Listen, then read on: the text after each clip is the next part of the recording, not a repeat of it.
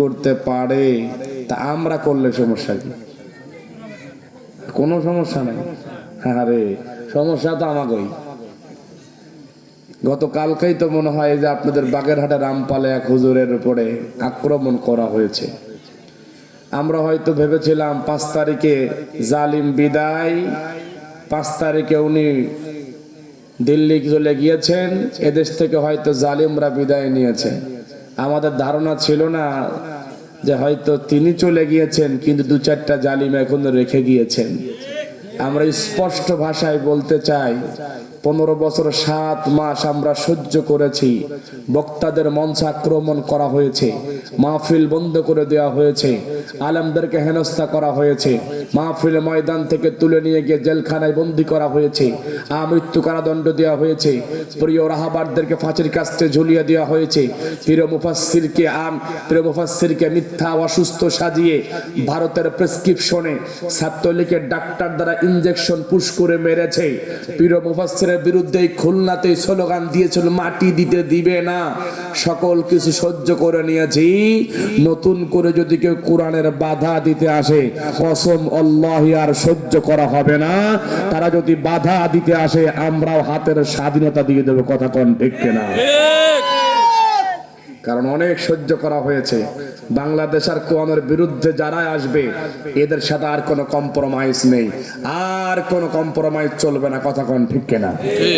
বিশ্বনবী রাজনীতি করে মদিনার সুন্দর একটি সমাজ বিনির্মাণ করেছেন। আমরাও বিশ্বাস করি ওই রাজনীতির সাথে শুধুমাত্র আল্লাহর কোরআন থাকার কারণেই সুন্দর একটি সমাজ বিনির্মাণ হয়েছে।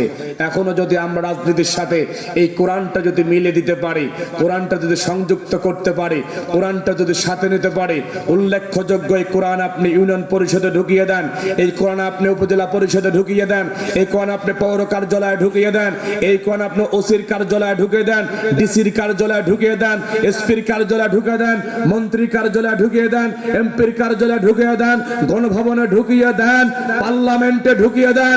অর্থাৎ বাংলাদেশের লুট লেভেল থেকে শুরু করে সর্বোচ্চ পর্যন্ত এদেশের টেকনাফ থেকে তলিয়া, সুন্দরবন থেকে বান্দরবন, রূপসা থেকে পাথুরিয়া, প্রত্যেকটা জায়গায় মানুষের সাথে এই কোরআনটা ঢুকিয়ে দেন। কসম আল্লাহি বাংলাদেশ ভালো করতে আর বেশি সময় লাগবে না, অল্পতেই ভালো করে দিবেন। যিনি, তিনি কে? বলেন তিনি কে? কিন্তু আমরা সব নিব, সব মানব।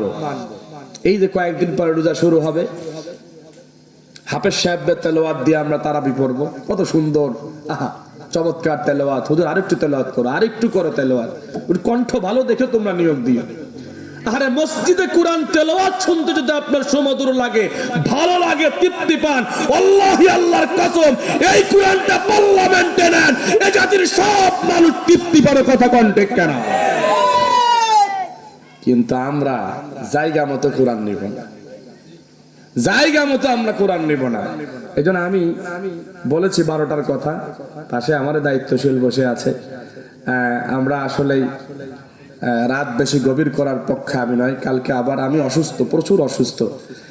যদি গত 15 তারিখে প্রোগ্রাম ছিল সেই লক্ষ্মীপুর জেলা, আগামী দিনে হুজুরা পার্লামেন্টে যাবি, এই সামান্য 2% 1% পার্সেন্টেজ নিয়ে তোরা জীবনও পার্লামেন্টে যেতে পারবি না। তো ভাবলাম এই কথাগুলো মানুষ কয়, এখন দেখলাম না এই কথাগুলো আবু জেহেল বিশ্বনবীকেও বলেছিল। কথা কান? তা আমি তাফসীর পড়তে গিয়ে এই কথাগুলো পেয়েছি, ভাবলাম এই কথাগুলো আমি খুলনা রূপসাইটা শেয়ার করতে চাই। শেয়ার কি করবো আপনাদের সাথে? হ্যাঁ, কারণ আমরা জানি যে দাওয়াতি কাজ, হুজুর আপনিও দাওয়াতি কাজ করেন, আপনার মতো আরেকজন দাওয়াতি কাজ করে, ও দাওয়াতি কাজ করে, অথচ যে জালিম আপনি দাওয়াতি কাজ করার কারণে ওই জালিম আপনার ঘরে থাকতে দেয় নাই, হালাল স্ত্রীর সাথে প্রেম ভালোবাসা করতে দেয় নাই, ওই জালিম আপনাকে সন্তানের মুখে চুমা দিতে দেয় নাই, ওই জালিম ঈদ করতে দেয় নাই, ওই জালিম বাড়ি থাকতে দেয় নাই, ওই জালিম আপনার হামলা মামলা দিয়েছে, অথচ ওই জালিমই ওই মসজিদের ইমাম সাহেবকে ভালোবাসে, বুকে টেনে নেয়, হাদিয়া দেয়, তহফা দেয়, ওই হুজুর খুব ভালো। তাহলে হুজুর আপনার দাওয়াতি কাজ আর ওনার দাওয়াতি কাজ কি? বুঝলাম না কিছু, বুঝলাম না কিছু। আমাদের বোঝার প্রয়োজন আছে না নাই? ক্লিয়ার কথা। যদি কেউ কোরআনের সঠিক পথে দাওয়াত দেয়, কসম আল্লাহি, সে যে তরিকার হোক, যে পন্থার হোক, যে মাযহাবের হোক, যে মাসলাকের হোক, যে মানহাজের হোক, কোরআনের সঠিক পন্থায় যদি কেউ দাওয়াত দেয়, কোরআন নাজিল হওয়ার আগে, কোরআন নাজিল হওয়ার সময়, এখন পর্যন্ত, কিয়ামত পর্যন্ত জালিমের কাছে বাধা খাবে, মার খাবে, কিলঘুষি খাবে, জাল জুলুম হবে, অত্যাচার হবে। এটাই সত্য, এটাই বাস্তব কথা। কোন ঠিক না? কি ঠিক বলছেন তো? এইবার আল্লাহর আয়াত দ্বারা কিছু বোঝাইতে চাই। বন্ধুরা আমার, খুবই সংক্ষিপ্ত আকারে, অনেক বড় তাফসীর আমি সংক্ষিপ্ত আকারে শেষ করে দিব, কারণ শ্রোতা কম, এই জন্য আমি মন খারাপ করি নাই। কমিটির মন খারাপ হতে পারে যে এত সুন্দর আয়োজন করলাম কিন্তু বেশি শ্রোতা নাই। আমি বলতে চাই মন খারাপের কিছু নাই। আল্লাহর কবুলিয়াত যে কয়জন হবে ঠিক সেই কয়জনে আসবে, ঠিক কিনা? আল্লাহর কবুলিয়াত নাই, আল্লাহর রহমত না। অনেক মানুষ বাড়ি থেকে এসেছে, রাস্তাঘাট দিয়ে ঘোরাঘুরি করবে, এখানে আসতে পারবে না, কারণ আল্লাহর রহমত যার উপরে তিনি আসতে পারবেন, আল্লাহর রহমত যার উপরে নাই তিনি আসতে পারবেন না। কথা কোন ঠিক কিনা? বন্ধুরা আমার, আমরা জানি, আপনাদের কাছে ছোট্ট একটি প্রশ্ন করতে চাই। এই কোরআন নাজিল হয়েছে আগে না? আমি তিনজন নবীর নাম বলবো। হযরত নূহ আলাইহিস সালাতু ওয়াস সালাম, হযরত মূসা আলাইহিস সালাতু ওয়াস সালাম, হযরত ইব্রাহিম আলাইহিস সালাতু ওয়াস সালাম। আমি যে তিনজন নবীর নাম বললাম, এই তিনজন নবীর জন্ম হয়েছে আগে না কোরআন নাজিল হয়েছে আগে? তিনজন নবী হয়েছে আগে। নবীর জন্ম হয়েছে আগে। ও বন্ধু, নবীর জন্ম যদি আগে হয়, কোরআন নাজিল যদি পরে হয়, তাহলে আগের যাদের জন্ম হয়েছে তাদের কথা কোরআনের ভিতর কি আসার প্রয়োজন আছে? প্রয়োজন নাই। কিন্তু তাদের কথা কোরআনের ভিতরে আছে না নাই? আছে। ও বন্ধু আছে। আপনি কোরআন শরীফ খোলেন, নূহ আলাইহিস সালামের কথা আছে, ইব্রাহিম আলাইহিস সালামের কথা আছে, মূসা আলাইহিস সালাতু ওয়াস সালামের কথা আছে। তার মানে কোরআন নাজিল হওয়ার আগের ইতিহাস কোরআন নাজিলের ভিতরে আনার একটাই কারণ হলো যাতে আমরা ওখান থেকে শিক্ষা নিতে পারি, ওই শিক্ষা বাস্তবে আমল করে সমাজে প্রতিষ্ঠা করতে পারি, বাস্তবে রূপ দিতে পারি। কথা কোন ঠিক কিনা? বন্ধুরা আমার, বন্ধুরা আমার, হযরত নূহ আলাইহিস সালাতু ওয়াস সালাম আল্লাহর নবী ছিলেন।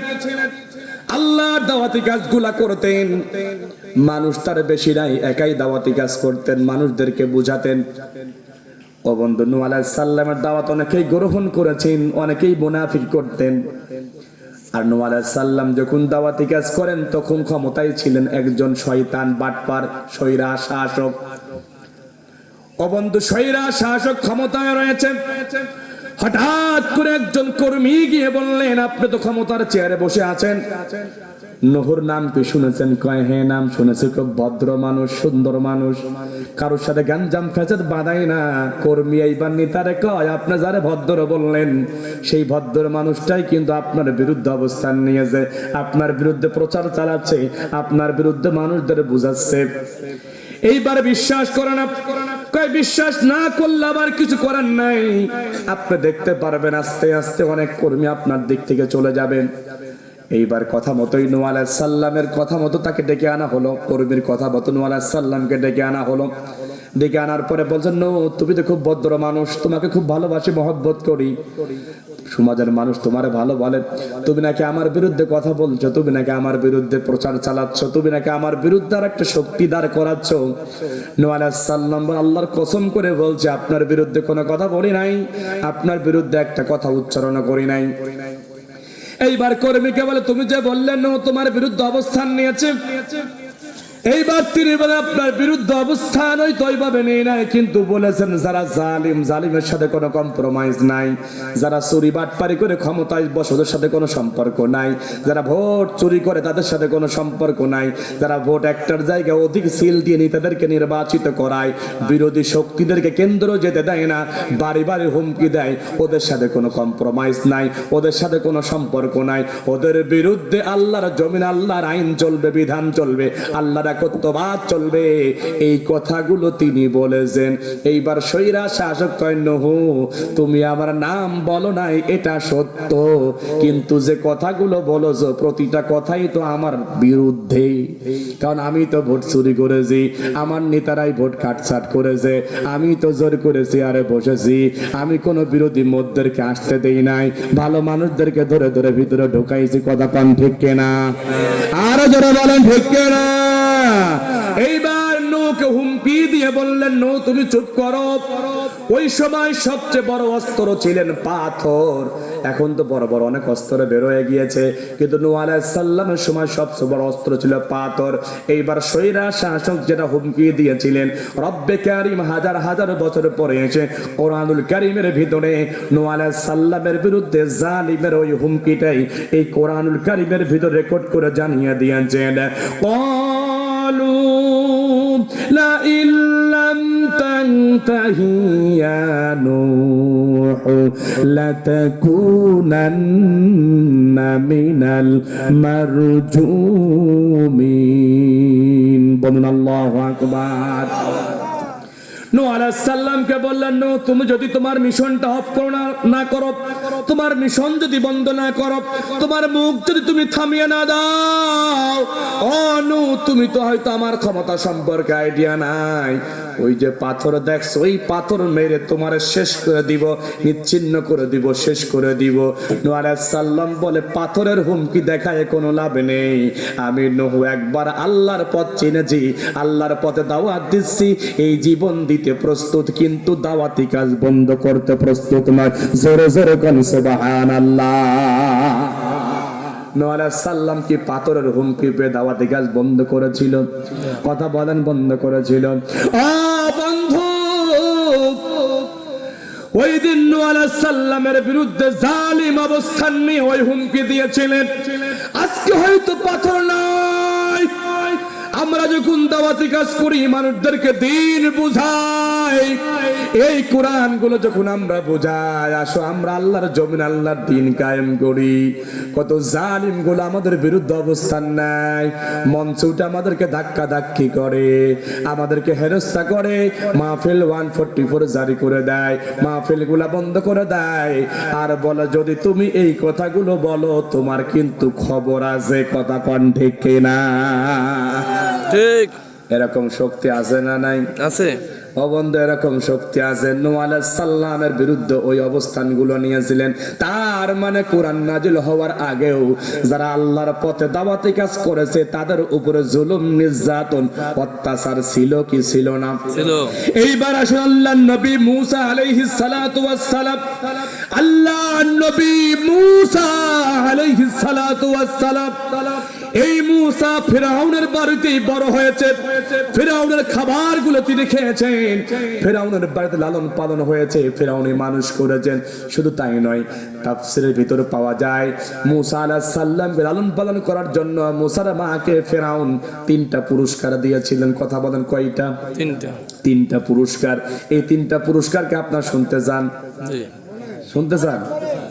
বন্ধুরা আমার, নাম্বার 1 পুরস্কার, ফিরআউন মুসার মাকে বলল, তুমি যদি আমার এই মুসাকে লালন পালন করো তাহলে তোমাদের দুজনকেই এই রাজ দরবারের এই সিংহাসনের স্থায়ী সদস্য হিসাবে তোমাদেরকে আমরা লিখে রাখলাম, তোমরা এই রাজদর স্থায়ী সদস্য, তোমাদেরকে আর কেউ এখান থেকে বের করতে পারবে না। নাম্বার 2 পুরস্কার হলো, মুসাকে যদি ঠিকমতো লালন পালন করো এই রাজদরবার থেকে তোমাকে একটা ফ্ল্যাট বরাদ্দ করে দিলাম, ওই ফ্ল্যাটটা শুধু তোমরাই ব্যবহার করবা। নাম্বার 3 পুরস্কার হলো, মুসার মাকে বললেন, তুমি যদি মুসাকে লালন পালন ঠিক মতো করতে পারো তাহলে তোমাকে প্রতিদিন স্বর্ণের 1 কোটি টাকা বেতন দেওয়া হবে, খাবার ফ্রি, থাকা ফ্রি, সবে ফ্রি, পোশাক আশাক ফ্রি। কৃতজ্ঞতা স্বরূপ পুরস্কার হিসাবে তোমাকে 1 কোটি টাকার বেতন দেওয়া হবে, স্বর্ণের 1 কোটি টাকা।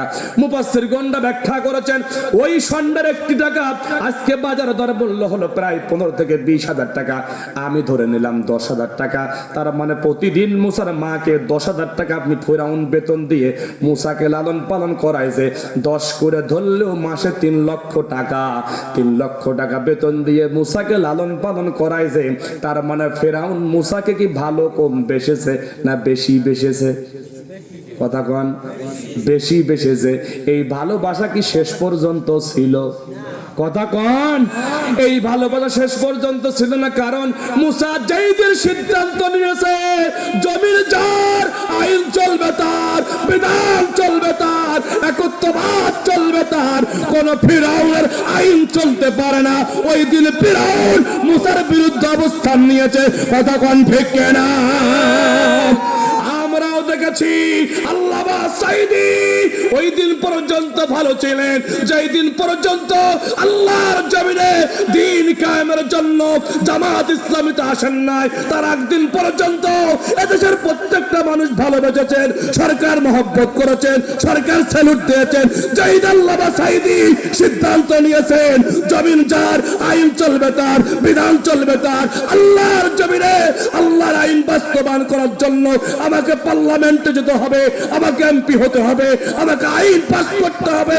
ওই দিন আল্লামা সাঈদীর বিরুদ্ধে অবস্থান নিয়ে 15 বছর 7 মাস জোর করে বসে থাকা ওই জালিম হাসিনা আল্লামা সাঈদীকে রাজাকার বানিয়েছে, যুদ্ধাপরাধী বানিয়েছে, দর্শনকারী বানিয়েছে। কথা কোন ঠিক না?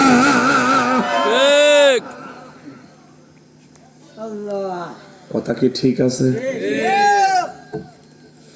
বন্ধুরা আমার, এই মুসাকে 3টা পুরস্কার দিলেন শুধুমাত্র মুসাকে লালন পালন করার জন্য। তার মানে ফেরাউনে মুসাকে অনেক ভালোবেসেছেন, সম্মান করেছেন। ও বন্ধু, এই মুসা একদিন হঠাৎ করে তার রুম থেকে বেরিয়ে হয়তো নামাজের জন্য বাহিরে যাচ্ছেন, মসজিদেই যাচ্ছেন বা নামাজের কামলাই যাচ্ছেন। এমতো সময় মুসা লক্ষ্য করতে পারলেন তার চাচা ফেরাউন মন্ত্রী পরিষদ এমপিদেরকে নিয়ে একটা গোপন মিটিং চলছে। ওই মিটিং এর ভিতরে কিছু সিদ্ধান্ত পাস হচ্ছে। এইবার ফেরাউনের ওই মিটিং এর ভিতরে মুসা কোনো কথা না বলে ঢুকে পড়লেন। সবাই অফ হয়ে গেল। ফেরাউন কয়, তোমরা অফ হইও না, এই তো আমার কলিজার টুকরা, আমার তো বয়স হয়ে যাচ্ছে, আগামী দিনে ইনিই হবে ভারপ্রাপ্ত চেয়ারম্যান, সমস্যা নাই, এ আমার ভাতিজা, তোমরা কথা বলো। এইবার মুসা গিয়ে ফেরাউনের পাশেই বসলেন, কথা চলছে। এক একজন এক এক ভাবে বুদ্ধি পরামর্শ দেয়, আগামী দিনে আমরা কেমন করে আবার ক্ষমতায় আসতে পারি, এই চেয়ারটা আমাদেরকে আগামী দিনে কি করে থাকতে পারে, এই চিন্তা ভাবনা তারা করেছে। এক একজন এক এক পরামর্শ দেয়। এইবার এক মন্ত্রী বলে, শোনেন নেতা, যতই পরামর্শ দেন গ্রামে কিন্তু আমাদের সমর্থন নেই, গ্রামে আমরা একা যাইতে পারি না, গ্রামে গেলে প্রশাসন ছাড়া যেতে পারি না। ফেরাউন কয়, কেন গ্রামে প্রশাসন ছাড়া যেতে পারবা না কেন? কয়, যাইতে পারি না জন্যই গ্রামের মানুষ আমাদেরকে ঝাঁটা পিটা করবে। কথা কন না কেন? কয়, কারণ কিসের? আমি তো সব কিছু দিয়েছি, রাস্তা, ব্রিজ, কালভার্ট, ব্রিজ সব কিছু দিয়েছি, এতিমদের আমি কার্ড বানিয়ে দিয়েছি, গরিবের কার্ড বানিয়ে দিয়েছি, সব কিছু দেওয়ার পরেও কেন গ্রামে যেতে পারো না? এইবার তারা বলে, গ্রামে যাব কি করে? যখন বাজেট হয় আপনি প্রধানমন্ত্রী ফেরাউন, তখন আপনি পার্সেন্টেজ কেটে রাখেন, আমি স্বরাষ্ট্রমন্ত্রী, আমি কেটে রাখি, এমপি কাটে, চেয়ারম্যান কাটে, ঠিকাদার চিন্তা করে যে পরিমাণ অর্থ আমার কাছ পর্যন্ত এসেছে, এই পরিমাণ অর্থ দিয়ে আমি যদি ব্রিজ, কালভার্ট গুলো, রোডগুলো যদি করতে যাই, বাড়ির পৈতৃক ভিটা বেঁচে আনে করতে হবে। ঠিকাদার একটা চমৎকার সিদ্ধান্ত বের করে নিয়েছে, দোকানের রড আর কিনবো না, বাবার সেই ঝাড়ের বাঁশ আছে, রডের বদলে বাঁশ ঢুকাইয়ে দিব। কথা কন ঠিক না? ফেরাউন কয়, তার মানে আমিও চোর, তোরাও চোর। আমি কিন্তু ফেরাউনের কথা বলছি, কে আবার নিজের গার উপরে নিয়ে না। ফেরাউনের কথা বললে অনেকের কলিজায় লাগে কি লাগে না? হ্যাঁ, ফেরাউনের আত্মীয় স্বজন কি এখানে আছে? যাক, আলহামদুলিল্লাহ, এখানে ফেরাউন আত্মীয় বিহীন আছে, শুকরিয়া। বন্ধুরা আমার, এইবার ফেরাউনকে যা হওয়ার হয়েছে, জোর করে হলেও ক্ষমতার চেয়ারে বসে থাকতে হবে, ক্ষমতা ছাড়া যাবে না। প্রয়োজনে দলীয় ক্যাডারদের দ্বারা ভোট কার্ড সার্ট করতে হবে, প্রশাসনকে কি নিতে হবে, আগের দিন রাত্রি ব্যালট বাক্স ভরে রাখতে হবে, যাতে পরের দিন আমাদের কোনো চিন্তা টেনশন না হয়। আর আগের দিন রাত্রি বিরোধী দলীয় মত যারা আছে বাড়ি বাড়ি গিয়ে হুমকি ধামকি দিয়ে আসবা। ও বন্ধু, ফেরাউন যদি ওই দিন বাড়ি বাড়ি হুমকি ধামকি দিয়েছিল, আজকের বাংলাদেশেও আমরা দেখতে পেরেছি ওই রকম হুমকি দামকি আছে না নেই?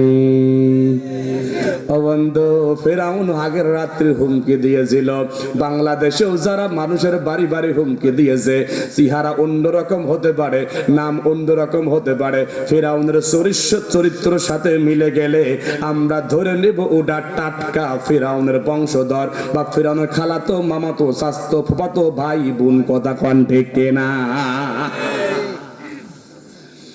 বন্ধুরা আমার, নীতির সাথে আদর্শের সাথে মিলে গেলে আমার কিছু করার নাই। খাবে খাপ মমতাজের বাপ, মিলে গেলে কিছু করার আছে, মিলে গেলে কিছু করার নাই। বন্ধু, এইবার মুসা কয় চাচা শোনব, তোমরা যে প্ল্যানিং এর পরিকল্পনা করলে আমি মুসা কিন্তু সবই শুনেছি। ফিরাউন কয় তোর তো শোনার প্রয়োজন আছে, কারণ তুই তো আগামী দিনের ভবিষ্যৎ। কয় সব ভবিষ্যৎ বাদ চাচা, আমি কিন্তু গ্রামের মানুষের কইয়ে দিব, কারণ তুমি যে প্ল্যানিং করেছো এই প্ল্যানিং কিন্তু আমি বিশ্বাস করি না। কারণ জমিন যার আইন চলবে, তার বিধান চলবে, তার বাপ দাদার আইন প্রতিষ্ঠা করতে দিব না। কোন ইনসাফ কায়েম হবে না, ইনসাফ ভিত্তিক সমাজ প্রতিষ্ঠা করতে হবে।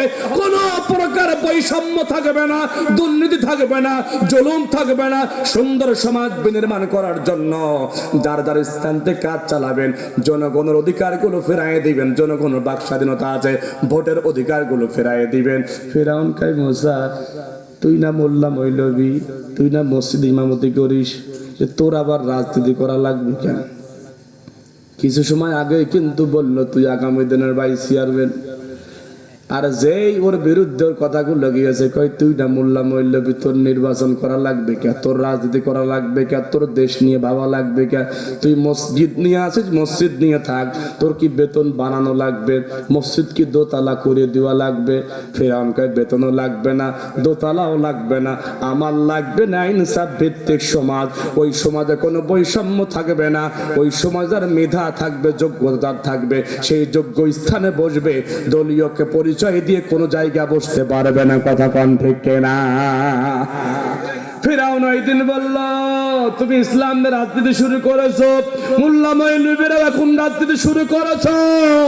এইবার মুসা কয় চাচা, কিছু সময় আগেই বললো আমাকে ভাইস চেয়ারম্যান বানাবা, আমি যে সত্য কথা বলেছি, আল্লাহর কথা বলেছি, সে আমার তুমি খোঁটা দিয়ে বললা ধর্ম নিয়ে রাজনীতি করা। ও চাচা শোনো, রাজনীতি তারাই করবে যাদের ভিতরে ধর্ম আছে। কথা কন ঠিক কিনা? বাংলাদেশের এক শ্রেণীর মুসলমান টাক্কাওয়ালা গুলো আছে না নাই, আমাদেরকে কয় ধর্ম নিয়ে রাজনীতি করো, কোনের সাথে কোন রাজনীতির সম্পর্ক নাই। আমরা হুজুররা মঞ্চে নাকি বিশেষ দলের পক্ষে ভোট যাই। ও বন্ধু কথা তুমি বলবা, কয়দিন ফেরাউন মুসারে বলেছিল তুমি ফেরাউনের যোগ্য উত্তরসূরি বিদায়, তুমি এখন আমাদেরকে বলবা এটাই সত্য, এটাই বাস্তব। কথা কোন ঠিক কিনা?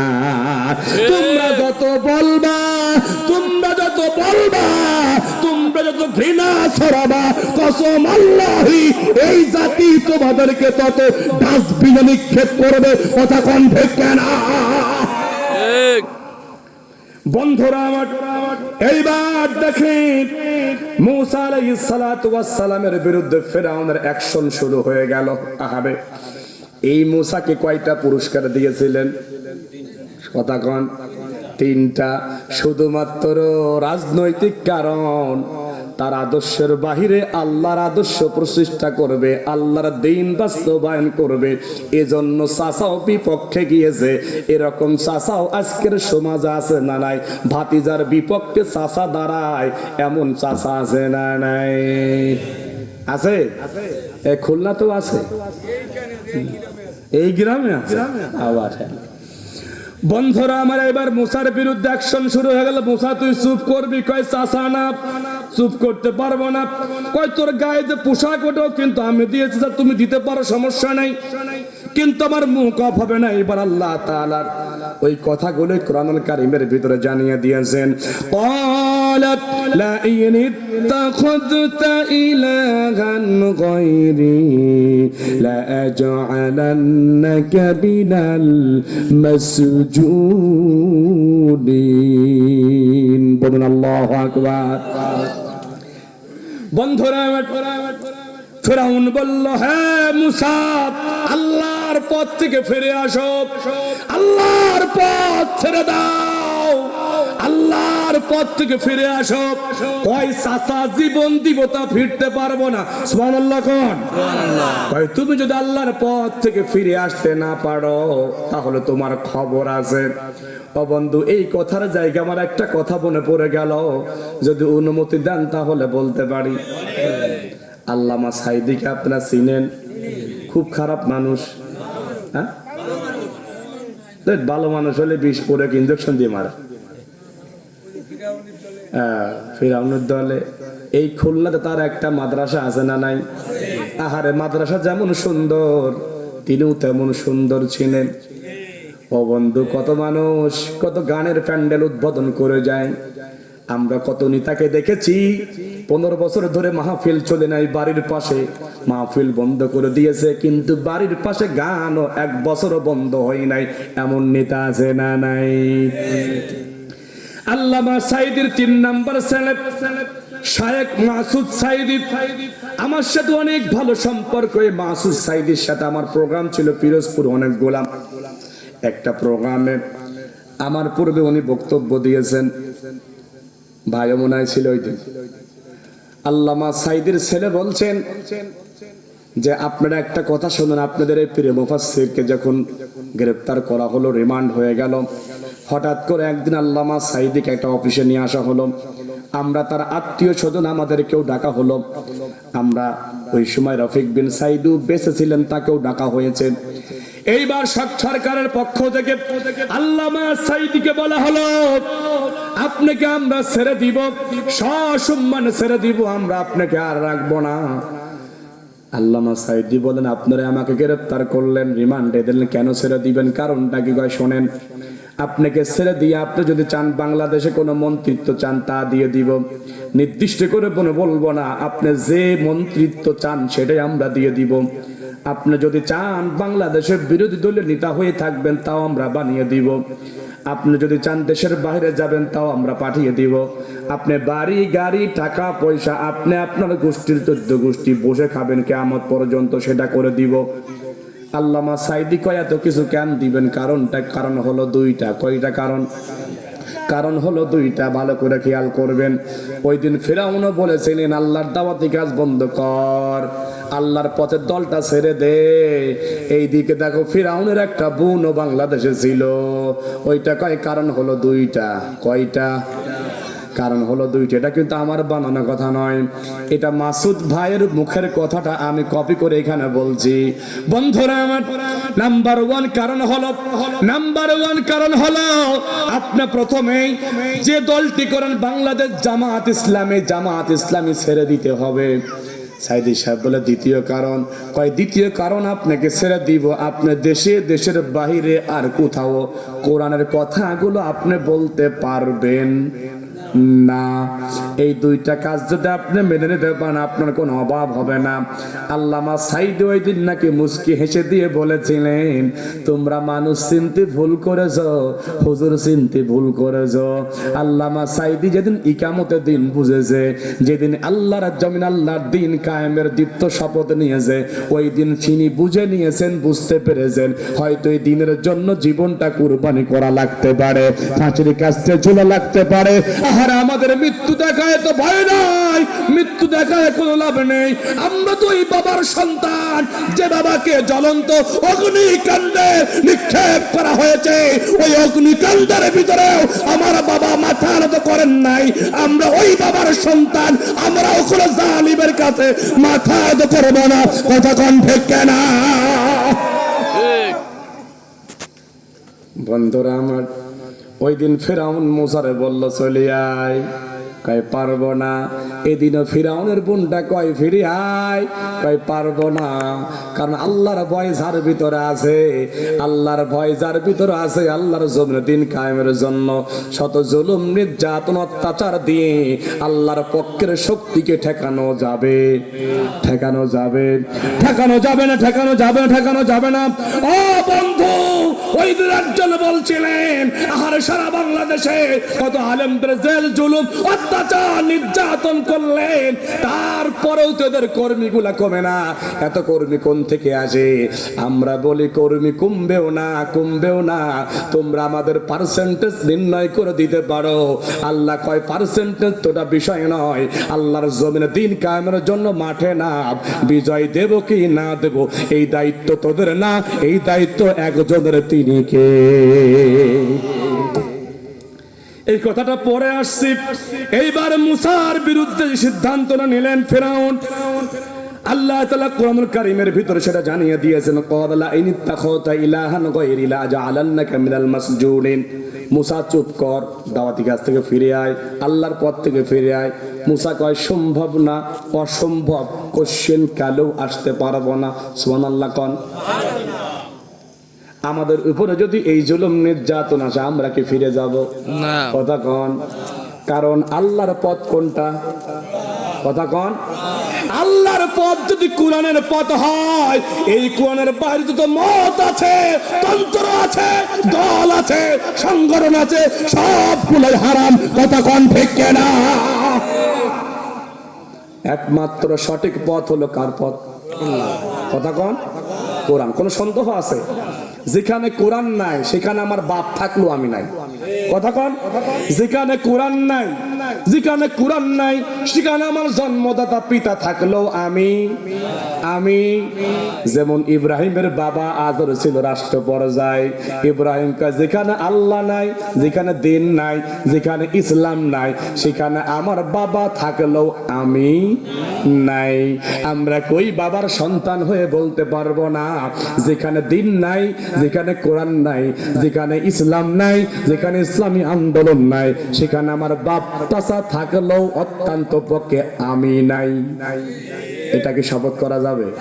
এটা যদি শপথ করে মাঠে ময়দানে থাকতে পারেন, কসম আল্লাহি আগামীর বাংলাদেশ কোরআনের বাংলাদেশ হবে, ইসলামের বাংলাদেশ হবে, না ইনসাফের বাংলাদেশ হবে, আল্লাহর আইন বাস্তবায়ন হবে।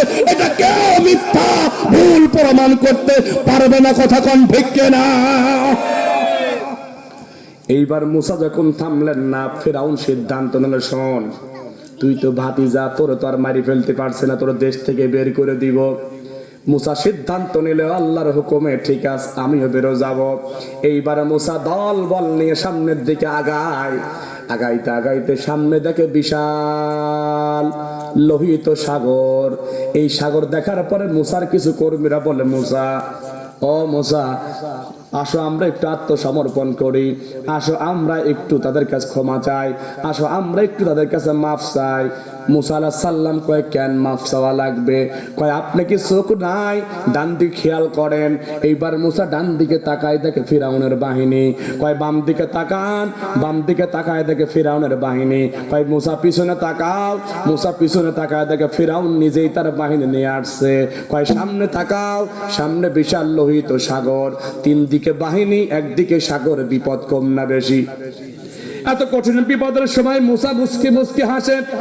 মুসা যখন মুস্কি মুস্কি হাসে, দলীয় কর্মীরা কয়, মুসা হাসো কেন? বিপদের সময় একটু আত্মসমর্পণ করো, আসো আমরা একটু ক্ষমা চাই, আসো আমরা একটু প্রাণ ভিক্ষা চাই, আসো আমরা একটু আমাদের ভুল বুঝে ক্ষমা চাই, কৌশল অবলম্বন করি।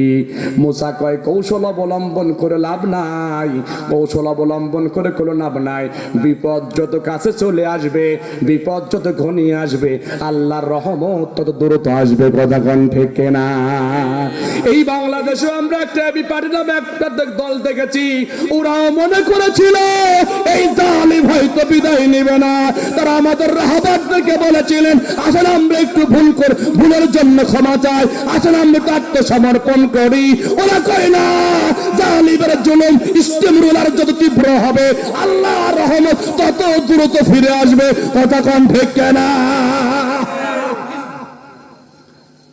বন্ধু, এইবার আল্লাহর রহমতে মুসা পার হয়ে গেলেন। ফেরাউন কিছু সময় পর লোহিত সাগরের কাছে আসলেন। আসার পর দেখলেন সুন্দর চমৎকার রোড হয়ে গিয়েছে। ফেরাউন মনে মনে কয়, এটা আমি তো করি নাই, কিন্তু এটা মুসার দ্বারাই সম্ভব। কিন্তু কর্মীরা বলে, ও নেতা ফেরাউন, এত সুন্দর রাস্তা করলো কে? ফেরাউন কয়, আমি করেছি নিজস্ব অর্থায়নে। কথা কয়, নিজস্ব অর্থায়নে। এইবার ফেরাউনের কর্মীরা মনে মনে কয় তুই না তোর বাপ করেছে, কথা কন জোরে কইলেও তো সমস্যা, কয় তুই না তোর বাপ করেছে, কয় আমি নিজস্ব অর্থায়নে করেছি। কর্মীরা কয় মনে মনে নিজস্ব অর্থায়ন ঠিক করেছো, মাস গেলে আবার কিস্তিও দিবা, বুঝেন নাই? বাংলাদেশের এক জালিম কয় পদ্মা সেতু নিজস্ব অর্থায়নে, কিন্তু কিস্তিও ঠিকও যায়, অর্থায়ন নিজেও করে কিস্তিও ঠিকই যায়। ফিরাউনের সাথে মিল আছে না নাই? আরে কত সুন্দর মিল, একেবারে খাপে খাপ মিল। বন্ধুরা আমার, এইবার ফিরাউন কয় যাও মুসারে ধরো, পার হয়ে গেল। কর্মী কয় তুই আগে যা। এইবার মুসা আলাইহিস সালাম, ফিরাউন কয় ঠিক আছে যাই। এইবার যখন ঘোড়ারে কয় যা, ঘোড়া যায় না, ঘোড়া যায় না, ঘোড়া যায় না, কারণ ঘোড়া একজনের ইবাদত করে, তিনি কে? আল্লাহ। এটাও তাফসীরের ভিতরে ব্যাখ্যা এসেছেন। আল্লাহ কয় দাঁড়া, ঘোড়া আন্না লাগে কিভাবে আমি আল্লাহ ভালো করে জানি। এইবার আল্লাহ আসমান থেকে পাঠিয়ে দিলেন মাটি ঘোড়া, মাটি ঘোড়ার প্রেমে এইবার পুরুষ ঘোড়া দিলেন দৌড়। এইবার সবাই যায়, আল্লাহ কয় আয়, আল্লাহ কয় আয়, আল্লাহ কয় আয়। আমার পয়গম্বরের বিরুদ্ধে যারা, তোরা হয়তো স্বপ্ন দেখেছিস ওই পরে পার করে দিয়ে 40 পর্যন্ত ক্ষমতায় থাকবি, আয় আয় আয় ফিরাউন আয়। এইবার লোহিত সাগরের ভিতর নিয়ে আল্লাহ কয় নদী এক হয়ে যা। এইবার সুবায়ে সুবায়ে সুবায়ে সুবায়ে মারলে, কথা কন ঠিক না? ওই আল্লাহ আছে না নাই? বন্ধুরা আমার, আমরাও দেখলাম আল্লামা সাইদিকে তারা 20 পরক ইনজেকশন পুশ করে মারলো। সর্বশেষ আমরা চাইলাম যাই হয়েছে হোক, অত্যন্ত পক্ষে তৌহিদ জনতা একটু জানাজায় উপস্থিত হবে, মাটি দিবে। এই খুলনার শেখ বাড়ি থেকে তারা প্রথম ঘোষণা দিল, খুলনা আসতে দেওয়া হবে না, রাজাকারের জায়গা হবে না, দাপন হবে না।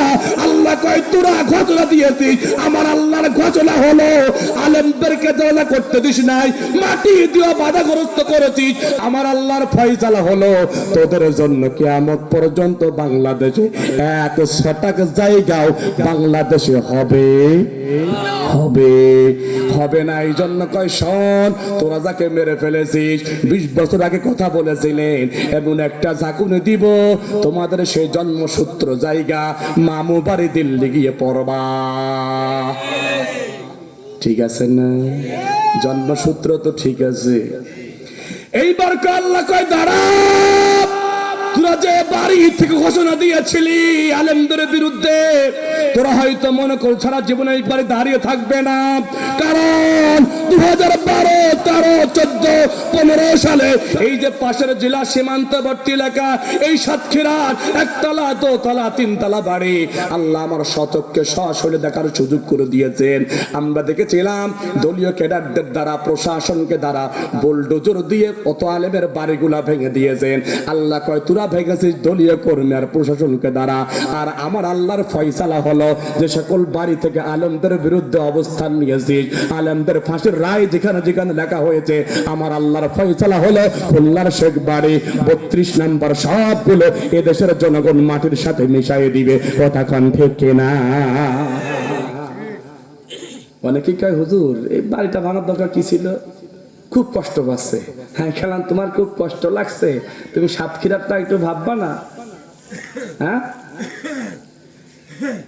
বন্ধুরা, মুসা আলাইহিস সালামকে ধাওয়া করলেন শুধুমাত্র দাওয়াতি কাজ করার জন্য, ঠিক কিনা? আমরা দাওয়াতি কাজ করলে কি আমাদের উপরে ধাওয়া আসবে না? আমাদের উপরে বাধা আসবে না? আপনি কোন ভাবে স্বপ্ন দেখেন, আপনি কোরআনের কথা বলবেন আর জালিম আপনাকে বাধা দিবে না, এই স্বপ্ন আপনি কিভাবে দেখেছেন? এই স্বপ্ন দেখে লাভ নাই। জান্নাত যদি পেতে চান জালিমের মার খাওয়াই লাগবে। কথা কন না কেন? জান্নাত পেতে চাইলে জালিমের মার খাওয়াই লাগবেন। এইবার দেখেন আল্লাহর নবী ইব্রাহিম আলাইহিস সালাতু ওয়াস সালাম, আমাদের কি হয় সবার মনে হয় না। মুসাল্লাহ কয়জনের হয় গো? মুসাল্লাহ বাবা কয়জনের হয়? আমার তো জাতির পিতা ইব্রাহিম আলাইহিস সালাম, আপনাদের কি ডাক? ইব্রাহিম ইসলাম। সবারই না, সবাই করছে না গো, শোনেন, আল্লাহর কোরআন দ্বারা প্রমাণিত মিল্লাত আবিকুম ইব্রাহিম হুয়া সাম্মাকুমুল মুসলিমিন। আল্লাহ কয় শুধুমাত্র কেবলমাত্র একমাত্র মুসলিম জাতির পিতা হবেন কে? ইব্রাহিম আলাইহিস সালাম। আল্লাহ ঘোষণা করলেন এইটা, আর বাংলাদেশে 15 মাস ধরে হাসিনা কয় না, জাতির পিতা হবে আমার বাপ শেখ মুজিব। আল্লাহ কয় আয়াতের বিরুদ্ধে গেলি, কোরআনের বিরুদ্ধে যারাই যাবে আল্লাহর কোরআন দ্বারা তারা হবে কাফের। কথা কোন ঠিক? বন্ধুরা আমার, 15 বছর 7 মাস ধরে তাদের পিতাকে দেশে প্রতিষ্ঠা করার জন্য বাংলাদেশের জেলা উপজেলা বিভিন্ন ইউনিয়ন মেন পয়েন্টে মেন মোড়ে স্কুল কলেজ ইউনিভার্সিটি মাদ্রাসা সরকারি বেসরকারি আধা সরকারি এমপিও ভুক্ত এবং কি ইসলাম ফাউন্ডেশন কর্তৃক পরিচালিত শিশু ও গণশিক্ষা কার্যক্রমের মসজিদ ভিত্তিক যে মক্তব রয়েছে, এই বোর ভিতর পর্যন্ত ইব্রাহিম আলাইহিস সালামের নাম কাটিয়ে দিয়ে শেখ মুজিবের নাম ঢুকালে শুধুমাত্র জাতির পিতা বানানোর জন্য। ঠিক কিনা? আল্লাহ কয় আমার কোরআনের আয়াত তুরা কাটলি, শোন, হাজার হাজার কোটি কোটি টাকা খরচ করেছে, ঠিক আছে, আমার আল্লাহর ফয়সালা এবার দেখ। এটা প্রতিষ্ঠা করা যে 15 বছর 7 মাস ব্যয় করেছিস, আমার আল্লাহ কয় দাঁড়া, তোদের 15 বছর 7 মাস লাগবে না, আমি 2 দিনে সারা বাংলাদেশের তোদের জাতির পিতার মাটির সাথে মিশিয়ে দিব। কথা কোন ঠিক কিনা? আল্লাহর ফয়সালা আছে না? ইব্রাহিম আলাইহিস সালাম যখন দাওয়াতি কাজ শুরু করে দিলেন, স্বয়ং ইব্রাহিমের বিরুদ্ধে তার বাবা অবস্থান নিলেন। আমি শুধু বুঝাইতে যাচ্ছিলাম, অনেকেই বলে হুজুর আপনিও দাওয়াতি কাজ করেন, ওরাও করে, ওদের কোনো সমস্যা না, আপনার কেন সমস্যা? আমি তাদেরকে বুঝাইতে চাই, নূহ আলাইহিস সালাম তো খারাপ ছিল না, দাওয়াতি কাজ করার জন্য বাধা আছে না নাই? মুসা আলাইহিস সালামের বাধা আছে, ইব্রাহিমের বাধা আছে, বিশ্বনবীর বাধা আছে, সবগুলো কোরআন দ্বারা প্রমাণিত। এখনো যারা দাওয়াতি কাজ সঠিক পন্থায় করবে তাদের উপর বাধা আসবে। যদি বাধা না আসে, মনে করতে হবে ওই আলেমের ভিতরে, ওই হুজুরের ভিতরে, ওই খতিবের ভিতরে, ওই মুফাসসিরের ভিতরে ভোগী যোগী আছে। কথা কর না কেন? এইবার আল্লাহর নবী ইব্রাহিম আলাইহিস সালাম দাওয়াতি কাজ করা শুরু করলেন। ইব্রাহিমকে গ্রেফতার করে নিয়ে আসলেন। ইব্রাহিমকে গ্রেফতার করে নিয়ে আসার পরে যখন ইব্রাহিম দেখলেন তার বাবা পাশে বসে আছে, ইব্রাহিম সিদ্ধান্ত নিলেন, বাবা থাকুক আর যাই থাকুক, বাবা ইসলামের বিপক্ষে যাক, আমি আমার বাবার পক্ষে থাকতে পারবো। এইবার ওই দিন ইব্রাহিমের বিরুদ্ধে সিদ্ধান্ত নিয়েছিলেন। আল্লাহ তাআলা সুন্দর করে জানিয়ে দিয়েছেন, ফামা কানা জওয়াব কওমিহি ইল্লা আন ক্বালু কুতুলুহু আও হাররিকুহু ফাআনজাহুল্লাহু মিনান নার ইন্না ফী যালিকা লাআয়াতিল লিকাওমিন ইউমিনুন। বন্ধুরা আমার, এইবার নমরুদ সিদ্ধান্ত নিল, ইব্রাহিম তুমি কি আল্লাহর পথ থেকে ফিরে আসবা? কয় না, কোশ্চেন কালু আসবো না। সুবহানাল্লাহ কোন? কয় তুমি যদি না আসো পুড়িয়ে ফেলবো। কয় পোড়াও। কলিজা কি দেখছেন? কলিজা কি দেখেছেন? ওই যে পুলিশ কয় সরবি না, আবু সাইদ কয় না, কয় সরবি না, গুলি করে তো কয় দে, বুক পেতে দিয়েছে। কথা কন না কেন? ইব্রাহিম আলাইহিস সালাম কয় এই দাওয়াতি কাজ বন্ধ কর। কয় না, করবো না। কয় তুই কি জানিস আমার ক্ষমতা সম্পর্কে? এবার ইব্রাহিম কয় তোর ক্ষমতা সম্পর্কে ভালোই জানি, আমার বাপ হলো পাশে বসে ওটার সম্পর্কেও জানি, তুই কি আমার আল্লাহর ক্ষমতা সম্পর্কে জানিস? নমরুদ কয় মুখে মুখে তর্ক